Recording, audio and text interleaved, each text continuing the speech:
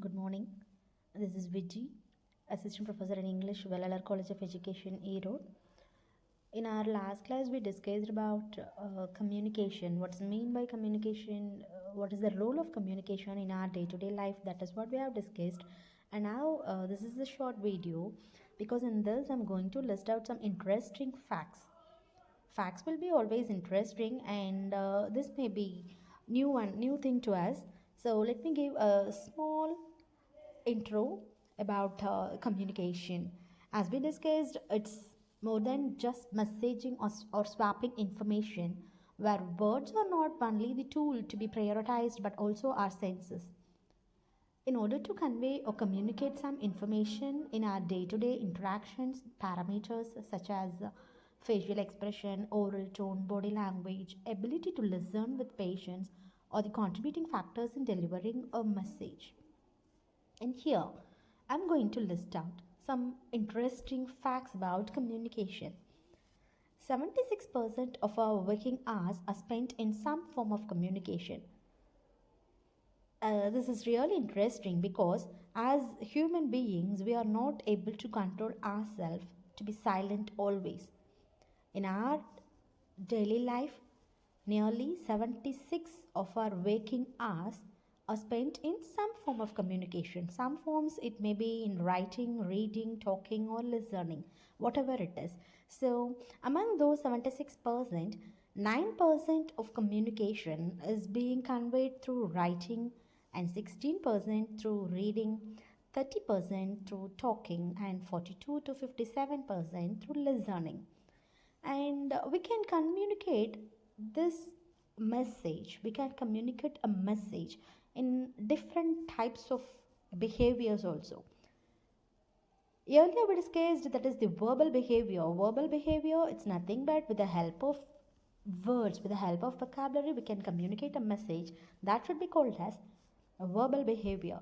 And by reducing the words we can communicate, we can convey the message without the help of words also.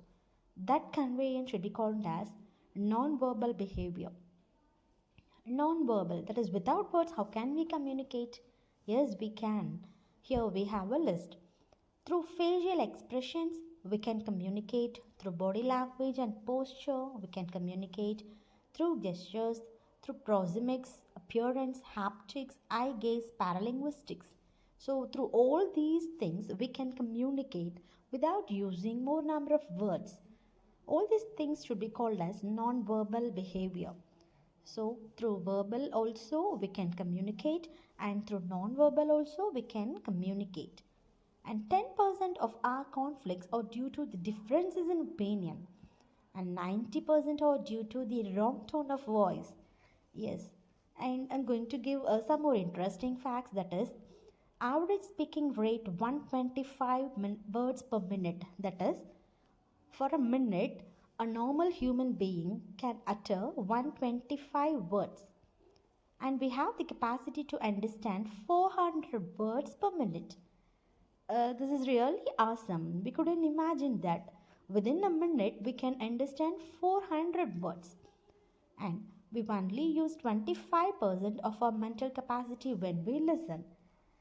So that it should not be called as actually listening, right? We people are simply hearing, we are not listening. Whatever we hear, we can hear only with 25% of our listening capacity, and we have 75% mental capacity to think of other things, and our minds can easily wander. So these are some interesting facts. I hope you understand. And some more things I'm having to list out. 93% of all our communication is non-verbal.